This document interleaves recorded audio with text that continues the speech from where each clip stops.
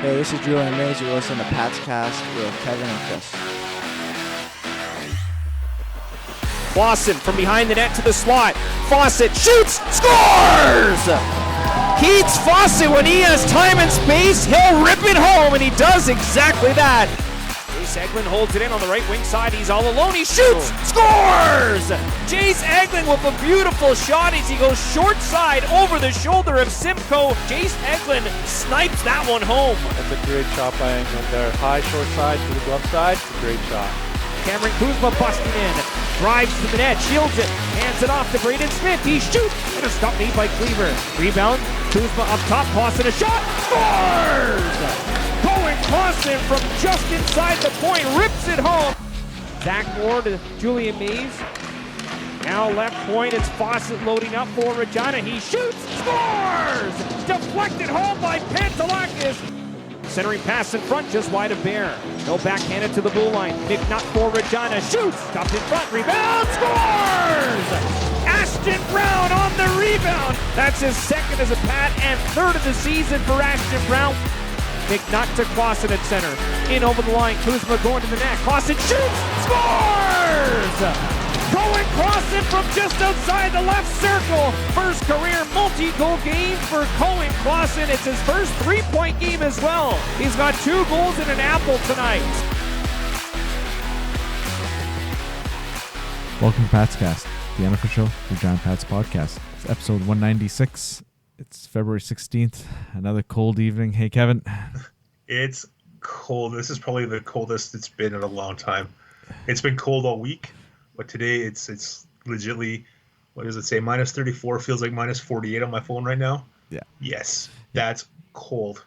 Overnight is supposed to be like minus 43 or something without the wind chill. So yeah, wild.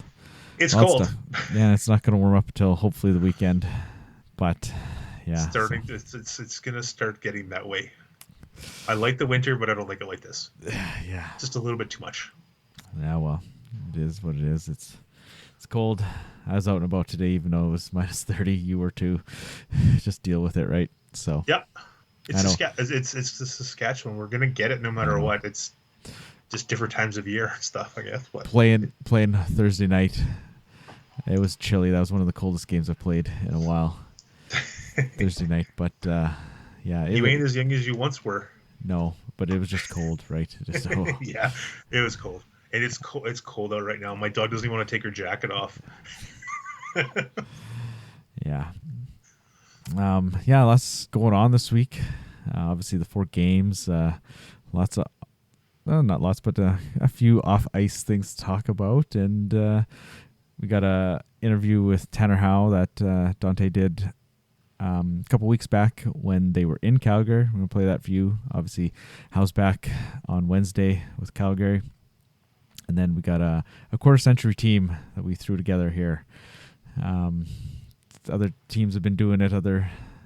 Even sports have been doing it. So we thought, we'll throw our hat in the ring, do ours. We're doing it a little differently. Most teams are doing like the first team and second team. We're actually going to do a full 4 team. lines, 3 pairs of D, and 2 goalies. So yeah. So we thought there might be a couple interesting picks on there for people. People might not remember a few of them. Or like, oh yeah, I forgot about him. So. Yeah, so lots of options out there. So we thought, let's make it a little bigger than the other people have been doing it. But an actual team.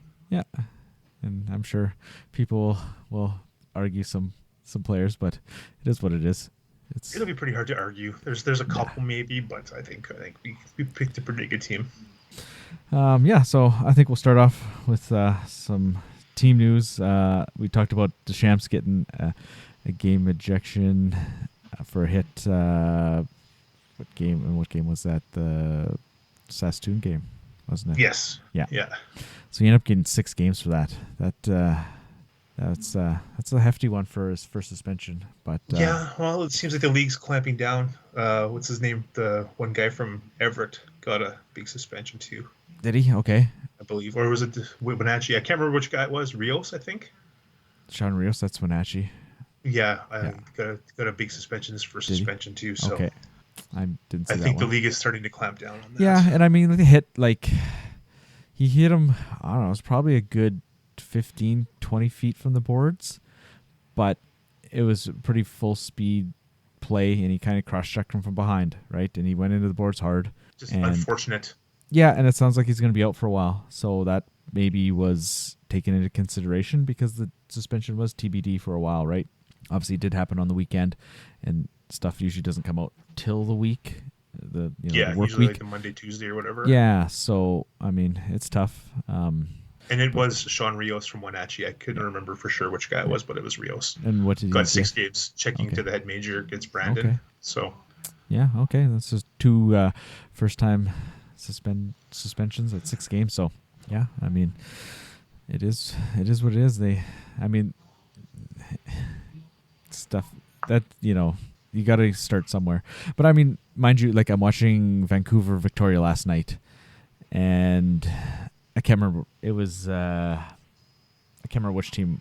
But first of all, they're kind of battling in the corner, and the one player was handing out like 6 cross checks. Right, no call. Right, somebody else comes in, cross checks him, penalty, 1. Right, the retaliation, but then they take both guys. So it's like, well, you didn't call the penalty when he cross-checked him 6 times, but it wasn't a penalty until he got cross-checked. Like, it was kind of like Mays against Medicine Hat, wasn't it? Yeah. There was a little skirmish in the corner, and he got in there and gave him a shot, and he got the penalty. Yeah, like got the roughing penalty. So I know it was just confusing. I was really confused by that play in the Victoria Vancouver game. I was just like, okay, well, you just handed out 6 cross checks and you didn't call it until he got cross checked. Then you take them both. Like, it was just confusing, right? Like, if those cross checks were a penalty, why didn't you just call it first before retaliation, right? Exactly. But I don't know, the cross checks seem to let it go until it goes overboard, right? Pretty much, yeah. It seems. But it depends on the referee too. Yeah, you never know for what sure. you're gonna get. Yeah. So, anyways, then the next thing I got is Steve McLean, a friend of the show. Him and Kevin Jordan have been doing the arena tours, and he finished up his 60th CHL arena this past week in Victoria, and it was kind of cool. The Victoria kind of did they got a team signed stick for him with the date on it and everything, and kind of gave him a shout out at the game and stuff. So that's pretty cool. Like that's some dedication to these guys. That's very dedicated. Yeah, that's a little bit of money in there, but hey, man, that's cool. That's something I'd like to do. Mm-hmm. But definitely, it's not on the cards right now. But but yeah, so it sounds like there's about 4 people that are known to do all 60. So that's pretty cool. Yeah, for sure. And then so maybe there's going to be 61 next year. Yeah, maybe. Lots of rumors flying around. Possibly. Where there's smoke, there's fire. And and it sounds from the sounds of it, there's lots of smoke. Lots of smoke. So, like it sounds like Penticton's going to be here next year. I mean, it's not for sure, but like I said, there's a lot of talk about it. A lot of chitter chatter on the internets. Yeah, I just listened to John Keenan, Regan Bartel, Kamloops, and Kelowna's play-by-play men, and they had a little 15-minute chat about it, and basically their last line was, where there's smoke, there's fire, and there's a lot of smoke. So, I mean, they're not going to come out and say it's done, but they're basically saying it's done. Yeah. Well, if they're going to do it for the next season, like 25, it's got to be done 26, they got to get it done like now. Yeah, it sounds like the schedule is like already in progress. So that's one thing, that's obviously with Wenatchee moving from Winnipeg, there was an issue with the schedule there. It was kind of out of whack, and there's a few things that weren't balanced. There's a couple cross division or cross conference extra games and stuff there, but not that it was a big deal. But so then there's not only the schedule, but then there's the draft situation, right? So yeah, where the draft picks go and that kind of stuff would be so then you're gonna have an expansion draft, and then you're gonna have your regular drafts. How does that affect the first overall pick? Yeah. That too. I just thought of that. If it happens, how does that affect the first overall pick? Are they just in the lottery, or what happens there? Yeah, never even thought of that. I just thought of that right now. That's a good call. So in +2, your like expansion draft is probably going to happen before the regular draft, but the regular draft is during the playoffs, usually around the finals time. Yeah, they might have to do if it happens. By the sounds of it, it's going to happen. They'll have to do the draft after. They'll have to push it.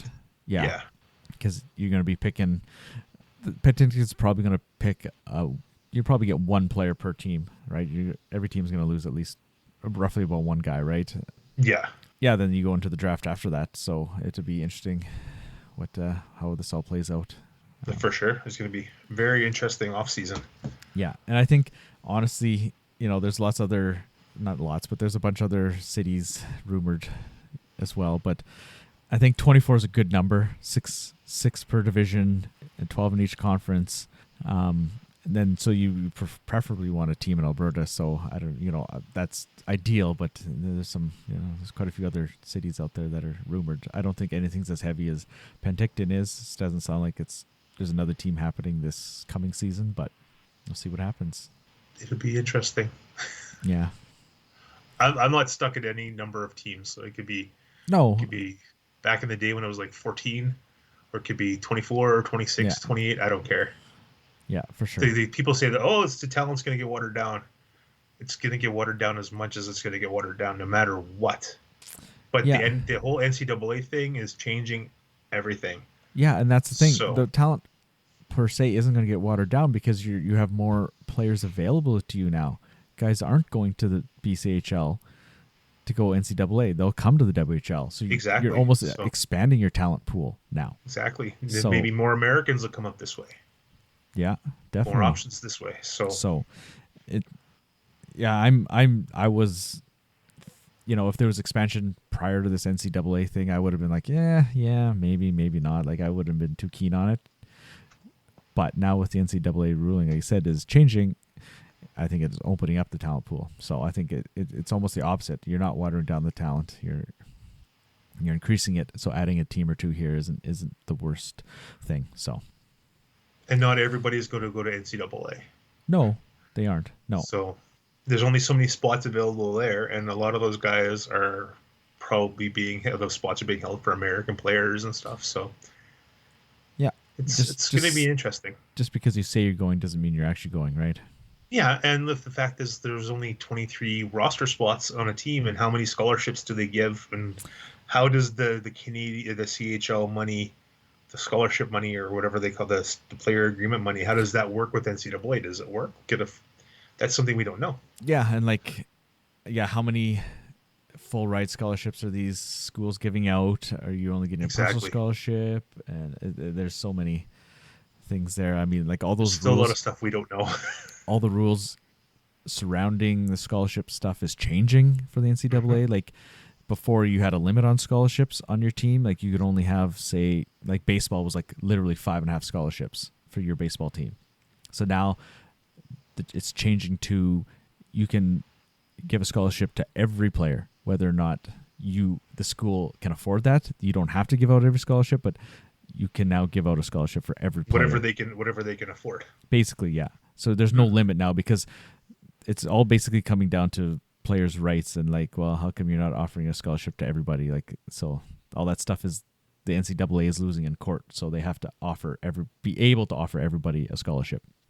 So all that stuff is crazily changing right now in the NCAA stuff, and so that it's all this hit and miss, right? Times are a changing. Yeah, so stuff can change at whatever. It's going wild down there, so.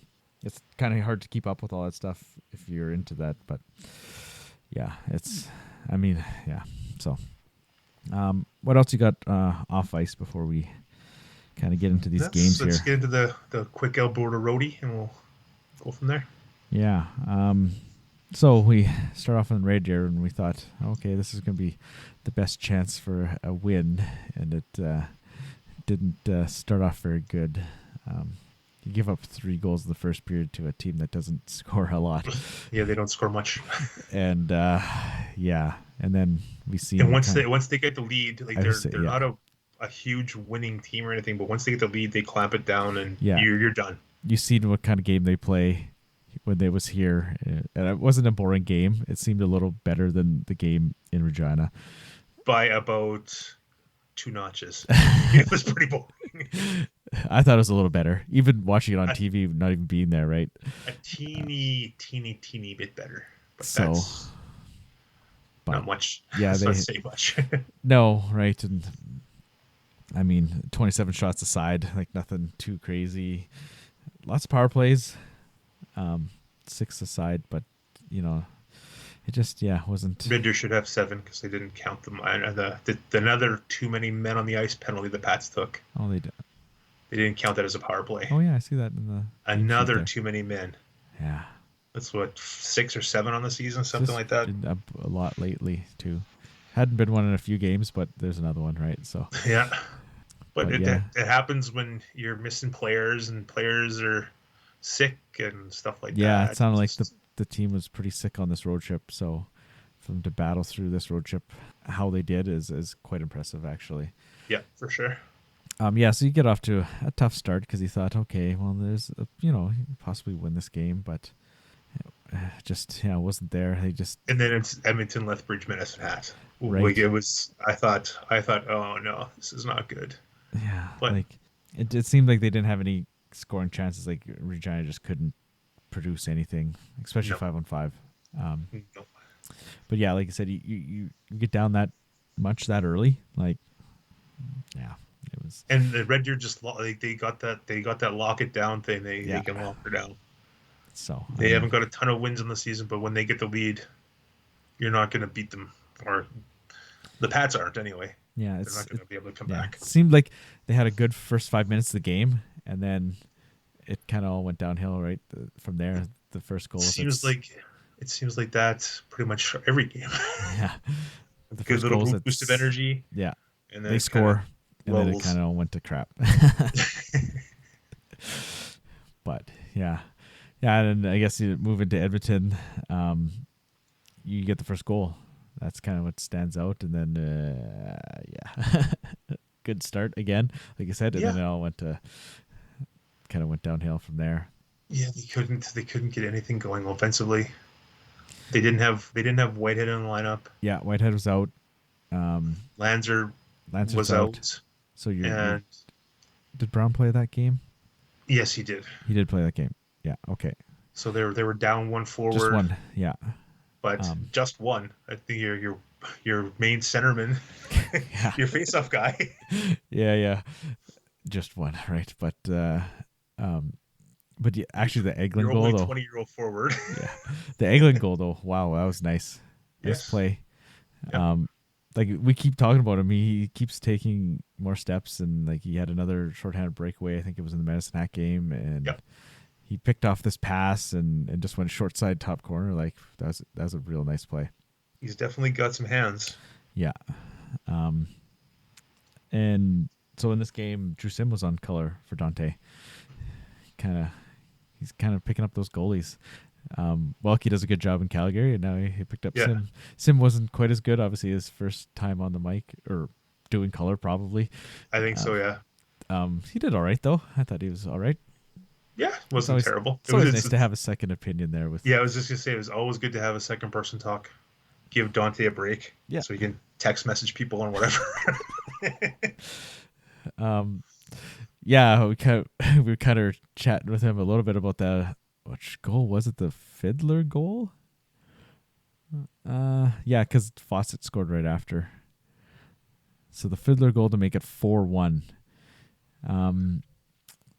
So Huey makes a save, and you can tell it's not a clean save, but the puck's not visible anywhere. He kind of sitting there. He thinks he's got it, and he kind of falls down like he doesn't have it clean. But the puck wasn't behind him. There's a good replay. Obviously, it's Edmonton. They've got good camera angles, and it's not like the puck trickled to his legs and it's laying there behind him, right? Yeah. Everybody stopped skating because, man, he had it for a couple seconds, and they didn't blow the whistle. So the Edmonton Fiddler goes in and jams it, and they say it goes in. Yeah. So but I don't know. It was pretty rough because I think even the goal before that, was it the McKenzie goal? He thought he had it covered. He had his glove down and they poked it in. Yeah. So he was maybe a little. I think that one was okay. Like I don't think he had it covered. Yeah, they didn't show a clear replay. I don't No, think, that wasn't too clear, but it wasn't like it was a bang bang kind of play. Yeah. And there's a little bit of discussion there, but there's nothing crazy. But they like even reviewed this Fiddler one, and like you don't really see the puck go in the net until like there's a good replays, and it doesn't go in. But the replays you really couldn't see. The ones they showed you really couldn't tell exactly. Well, you couldn't see the puck, so like he had it. So, it was under him. But the referee might have been able to see it. I don't know because he was behind the net. So, well, but there was a good behind the net replay. Like you didn't see it, so. But the referee is a little lower than the replay angle. That's fair, but I don't know. That was an interesting call there. So and then Fawcett scores right after to make it 4-2, and you're thinking, oh, should have been 3-2, and the Pats were trying to make a little bit of a comeback there, but yeah, it was not. It was not to be had. No. Are you sure it was Huey, not Ewan McEwen in net that game? Yeah, I forgot about that. I think they called up a new goalie. And now, here are the starting goaltenders for tonight's game. For the Regina Pats, number 70, Ewan McEwen. Yeah, that's Edmonton's, I guess, in-stand host announcing the this public address goaltender? announcer. Public address. Yeah, like, so, yeah, that's interesting. Yeah, you messaged me. Ewan McEwen, who's that? Or the new guy or something? Yeah. And I was like, what? I didn't hear it. Chris heard it, so. Flip on the game, it was right at, just after the anthem, they always announce the goalies in Edmonton, and the, see, I don't know, like, it seems like, I don't know if the PA guy does the goals, like the Edmonton goals, but it seems like it's the in-stand host guy that's got the I don't know, whatever you want to call it, the voice, like he goes wild. Like it's just kind of annoying, and like I think he announced the goalies. So I'm not sure who it was, but yeah, you sent me the clip after. I'm like, that's hilarious. It is, yeah, because they go when they do the TV timeout or the 7-minute break, 6-minute break, like they always, that guy like the in-stand guy comes on and he's yelling into the mic and doing whatever, playing the kiss cam like we mentioned before, and it's just cringy. Like it's, I don't think the PA guy does that. Like it's just weird. No, that's the in-stand guy for sure. Yeah, so I think he does like that other stuff too, because it's like the same voice. Like he goes wild on the goals. Like he'll do the goals, it seems. But yeah, I don't know. It's Edmonton's got a great. With the NHL building, they got great camera angles and all that, but man, the production is not good. It's and when the goals are scored, they got to show graphics of every player that got a point. Yeah. So you miss the next 30 seconds of play almost. Goal, like pretty much, yeah. Right after the Fiddler goal, right? So I know it's not great. I know it's what they show on their Jumbotron or whatever, which I totally understand, but they got to realize it's on WHL Live as well, and you miss stuff. Yeah, exactly. It's not like PA when they put up their at one TV timeout or a break. They always said, "Thank you to Regina fans for watching the game." Right? They shout out the opposing team. Like, thanks for tuning in, because we know a lot of people are watching it from the opposing team. Exactly. Right? So, I mean that's what you get when you are just taking the Jumbotron feed. It's not like the OHL where you have a TV crew doing every game, right? Yeah. So maybe that's something that's to come. Maybe the WHL can improve that stuff. Maybe. Soon. Maybe. Yeah. All right. But looking back at that Edmonton game, like the fast shots are 47-20 for Edmonton. Like, yeah. Edmonton 3 for 4 on the power play. Like that's rough. Yeah. There was a turnover at the blue line. Right at the blue line, Pats didn't get it out, and I'm like, as soon as that happened, I'm like, oh, this is in the back of the net, right? No, they took a penalty, and then Edmonton scored like 10 seconds into that power play. I'm like, well, there's the goal anyways, right? Yeah. They took a penalty instead of giving it up. No, and then they give it up, right? So it's just like those little details. You're at 2 feet from the blue line, you got to get it out, especially against good teams, right? For sure. And But QA, man, he faced a lot of rubber in this road trip. Yeah. Oh yeah. Because what was And he saved a lot of rubber too. Medicine Hat was only 38, I guess. So I thought it was a little more than that. But yeah, 47 and 38 for him on this road trip. But they definitely missed Braxton in that game for their face-offs. Ooh, yeah, they got hammered. Yeah, they won 21 and lost 45. Like that's not good. That's rough. You're chasing the game all the time there. Yeah. Right? Literally chasing the game. That's rough. Yeah. They had one guy that was 500 face-offs. It was Ashton Brown was 1 for 2. Everybody else was. Maybe you should have taken some more. Panalakis was 5 for 12. That's not terrible. And then you got Klassen, the 16-year-old, 8 for 21. I mean, he's a 16, right? That's probably not his. Yeah, especially forte. when the whole Whitehead. I think he was expected to play, or expecting to play, but he was sick.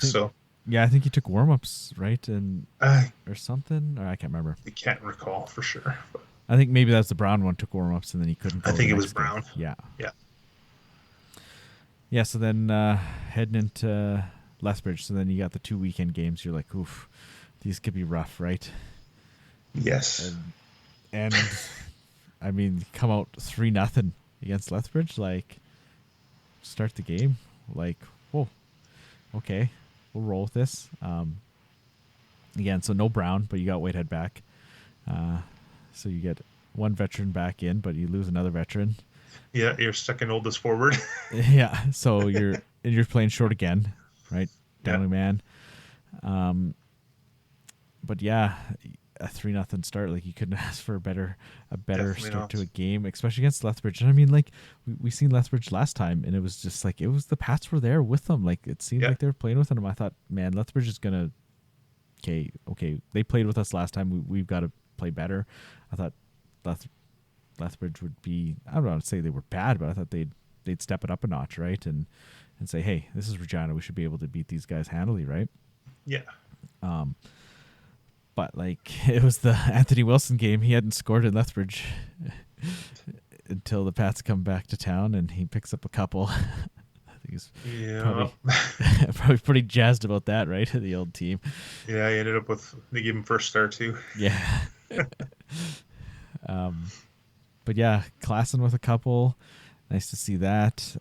But just couldn't finish it out, right? Like, you know, Klassen scores that goal with 3.5 to go, but they just 6 seconds, right? It's almost like they had players out there that hadn't been in that situation before, or they haven't been in that situation very much. I don't recall who was out there, but a guy like Brown, had he been healthy, probably would have been out there. Maybe that goal wouldn't have happened.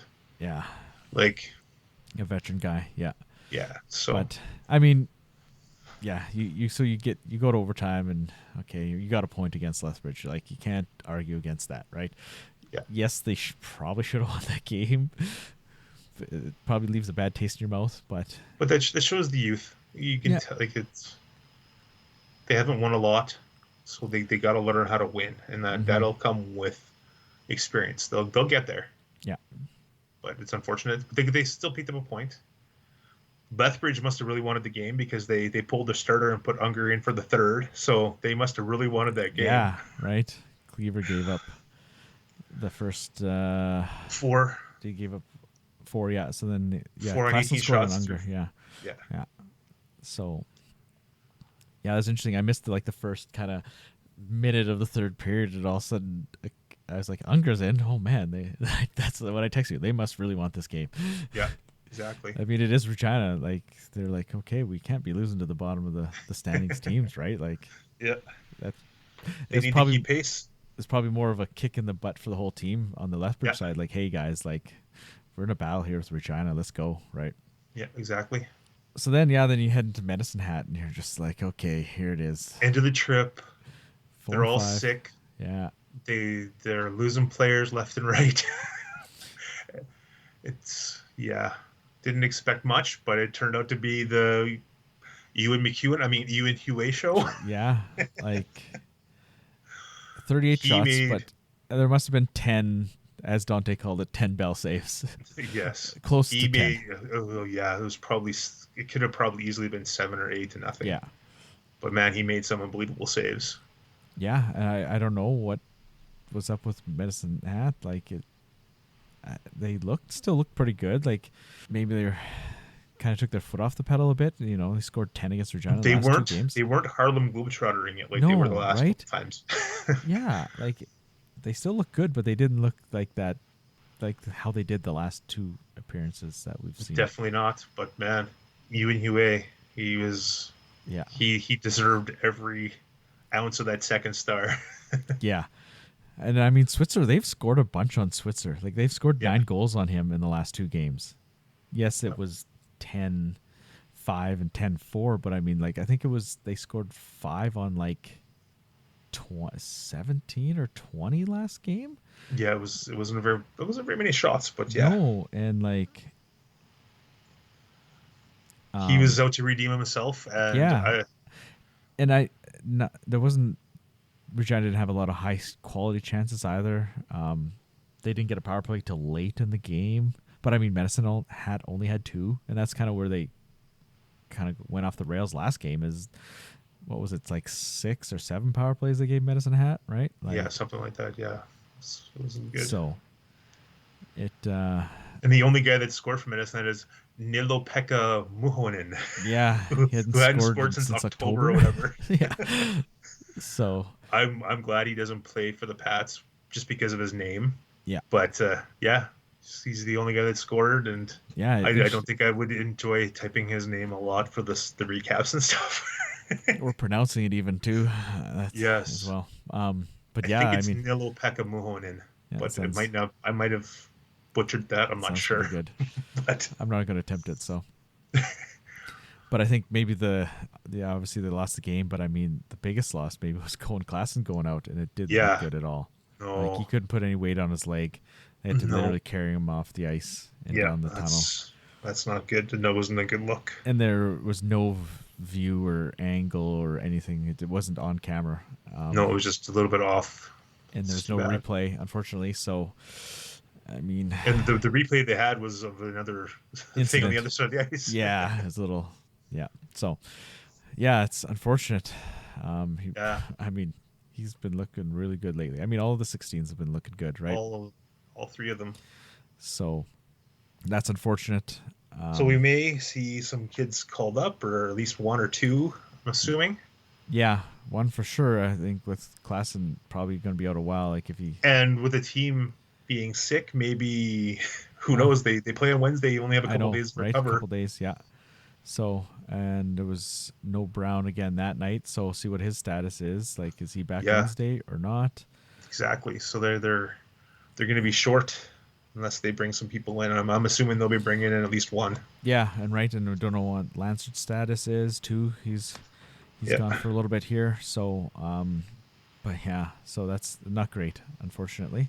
But I mean, whatever, it is what it is. But man, to only lose to Medicine Hat 1-0 after giving up double digits twice. Yeah, I was stoked. That's almost a win, right? Like that's that shows they can play. Yeah, you hate to say moral victory and stuff like that, but it's when you allow 10 goals to these guys a couple times in a season, you only allow 1. Yeah, take that as a W, no matter what. That's and a W. In the Lethbridge game, you get a point.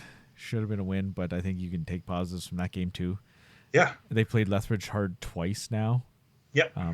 Like we said before, though, Lethbridge and Medicine Hat are 2 kind of different teams, but Lethbridge is no slouch at all. So definitely not. I mean, this road trip was half decent. It's kind of weird to say that the back 2 games were the best of the 2, where we thought the first 2 were probably going to be the better ones. It was flip-flopped. Yeah, it's kind of wild that way. So, anything else you got from the week as a whole there? No, it's pretty good, I think. Kind of move on to the week ahead here. And like we said, Calgary coming to town. Tanner Howe's return to the Brent Center on Wednesday. Then you got Swift Current heading to Swift Current on Friday, and then PA on Saturday. So three games here. Calgary has looked pretty good. Obviously, Swift Current's been half decent team, and PA's, like we said before, they're kind of rolling. So gonna be another tough week, obviously. All the games are going to be tough, pretty much. Yeah, the rest except for Moose Jaw. Who knows what kind of games those will be. Yeah. You know, you got Moose Jaw, you got Lethbridge, PA again, a couple Saskatoon, and a couple Brandon at the end. And Brandon's been pretty good lately too. So yeah. So yeah. No easy games any of these games. That's for sure.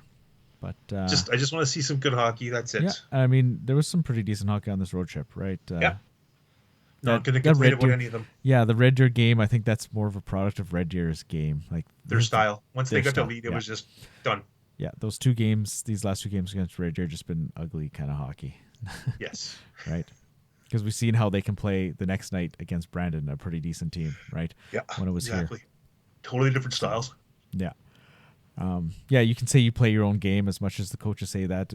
The other team does dictate how you play too, so. Yeah.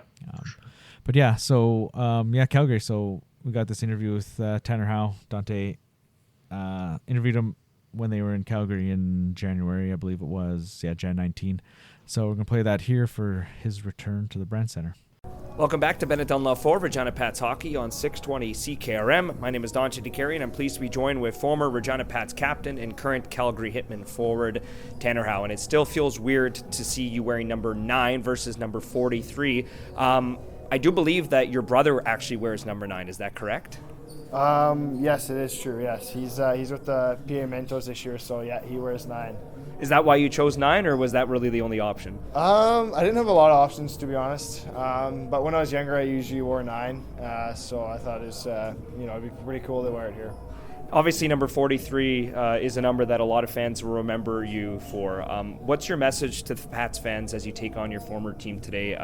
As you look back at your time in Regina, what comes to mind first? Yeah, I mean, I really do miss it. I mean, I had, the best billets there, and, I miss them so much. And, I talk to them every day, to this day. So, I just, miss being a part of that, fan base and being around the community and, doing everything I can to, help out around there and, looking forward to, be back there in the summer and, it'll be pretty fun. Yeah, let's give a shout out to Rochelle Wickenizer and the Wickenizer family. Maybe just some words for them. Yeah, I mean, they're truly the best. I mean, they're my second family, and they welcome me with big arms, and I couldn't say enough great things about them, and their kids, Hayden and Andy. I love them. They're like my brothers and sisters. So, I truly do love his family. Speaking with Hitman forward Tanner Howe, I look back at your tenure with the Regina Pats, and I know there wasn't a lot of playoff success, but there was truly some great memories in terms of the relationships that you built. In fact, Tammy Berg called me today and sent me a video where Easton Armstrong and Parker Berg were hugging in the ECHL in the middle of a scrum. Those are just a few of the great players that you had the opportunity to play with and the friends that you were able to make. I mean, I look back at some of those teams, Tanner, and I'm pleased to have relationships with a lot of those guys.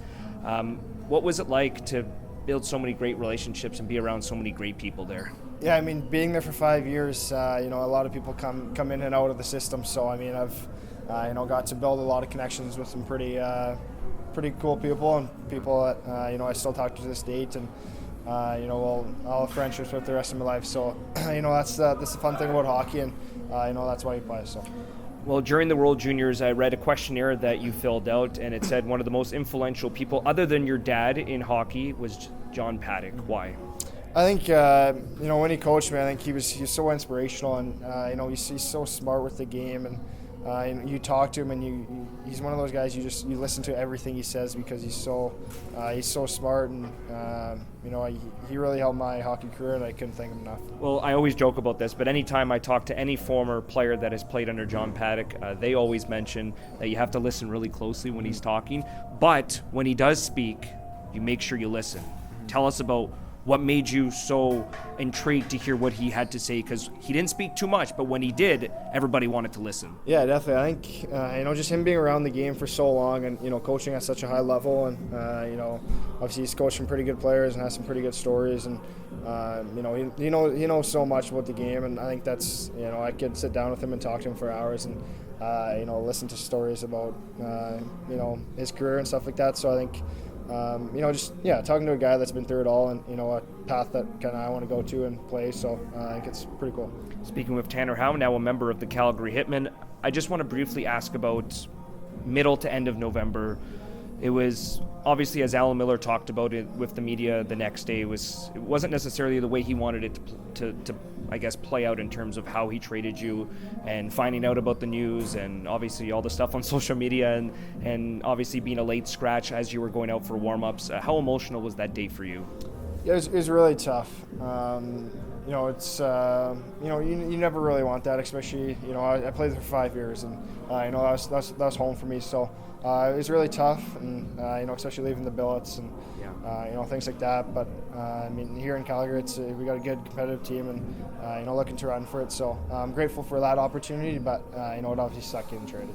I just want to ask you about this Calgary Hitmen team. What's it like being in such a competitive Central Division with yourself, Edmonton, Medicine Hat, and of course the Lethbridge Hurricanes? I mean, you talk about playing the back half of a 3-3 today against Regina. The 2 games prior, Medicine Hat, all really tight games. What's it like playing in such a competitive division? It seems like all these games are just unbelievable. Yeah, it's lots of fun. I mean, every game's it's a big game because we're all so tight. So. Every point matters. So, in our division, it's almost a bloodbath. So you can't, take any nights off. So, I think it's lots of fun. It's always a good game, which is pretty fun.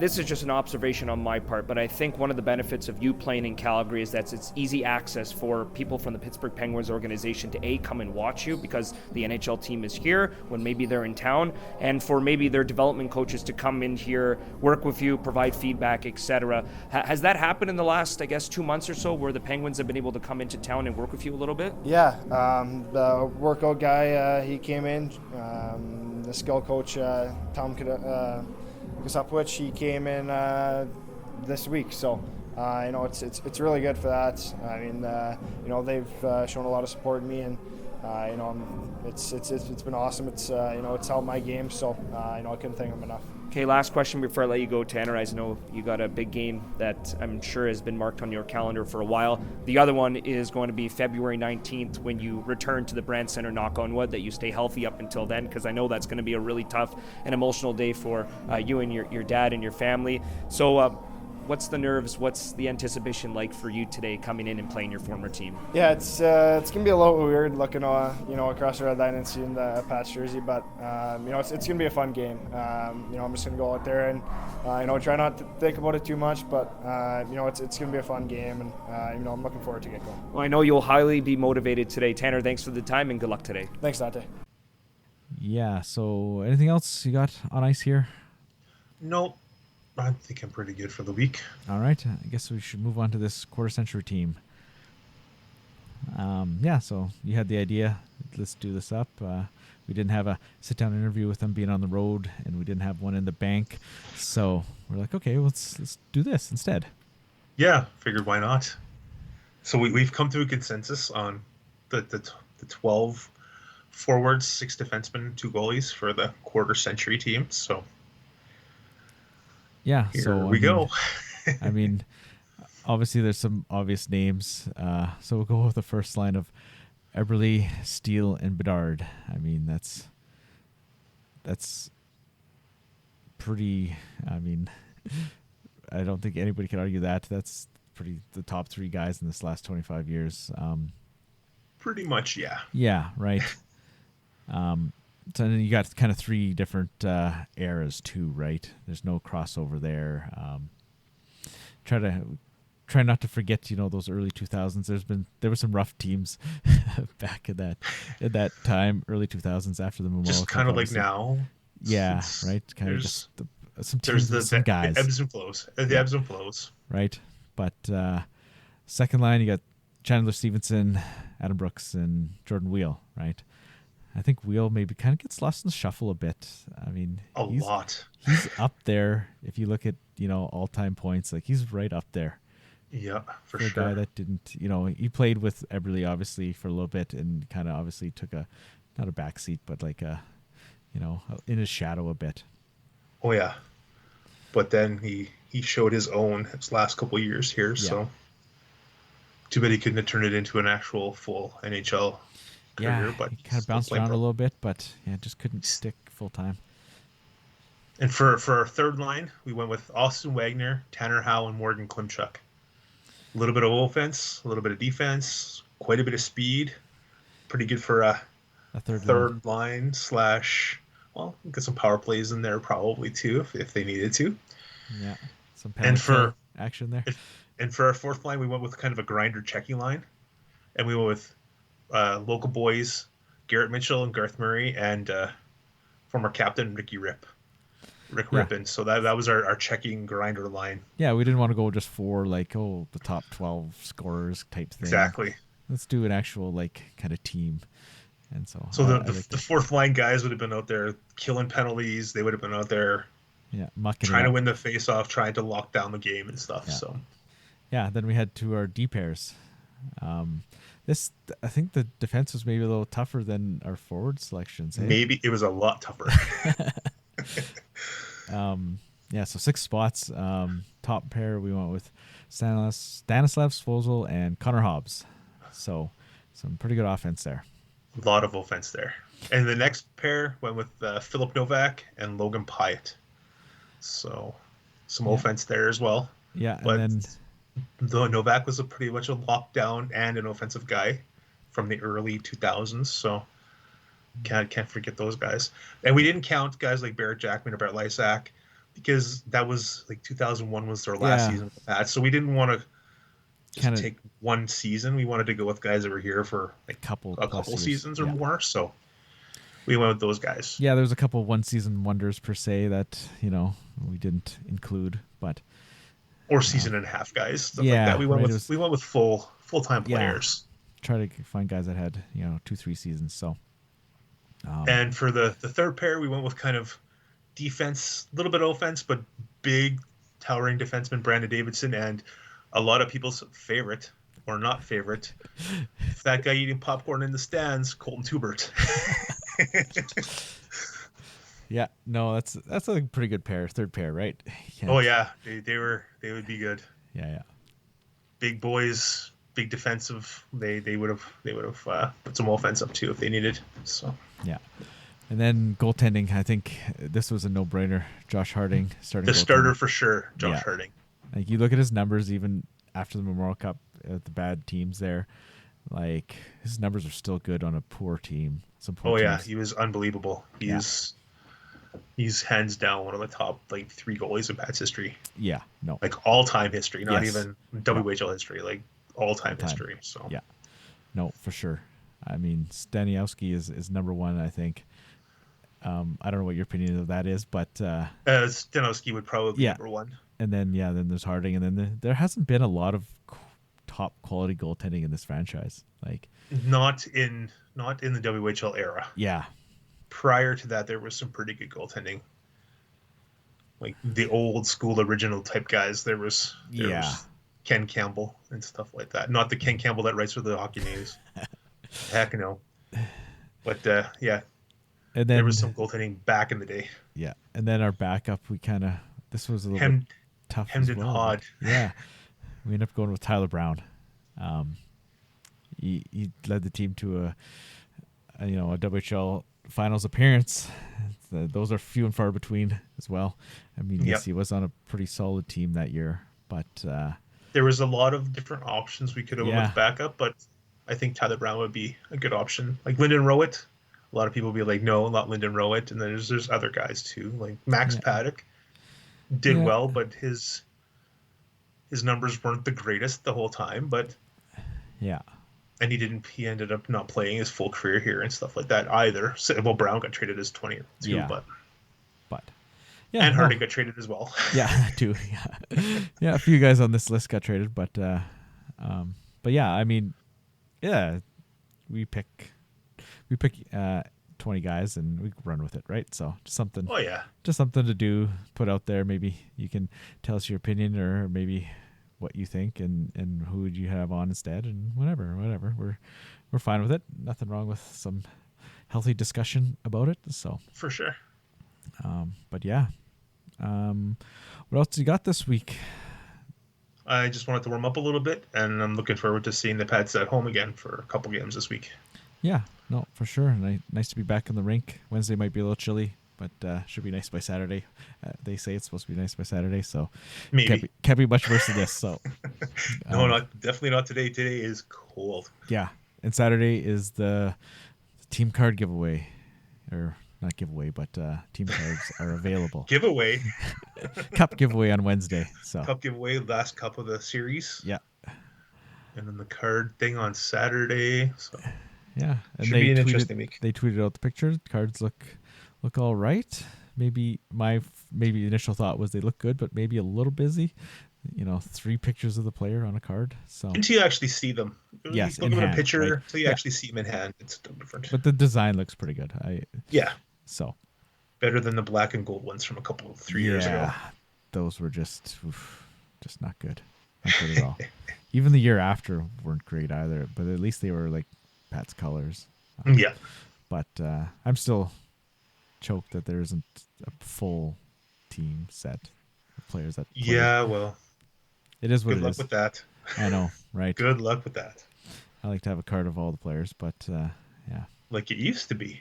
Yeah, I know. You'd have 2 sets pre trade deadline and post trade deadline. So Yep. yeah, well, whatever. You can sell more cards. You can sell 2 sets. Exactly. But it is what it is.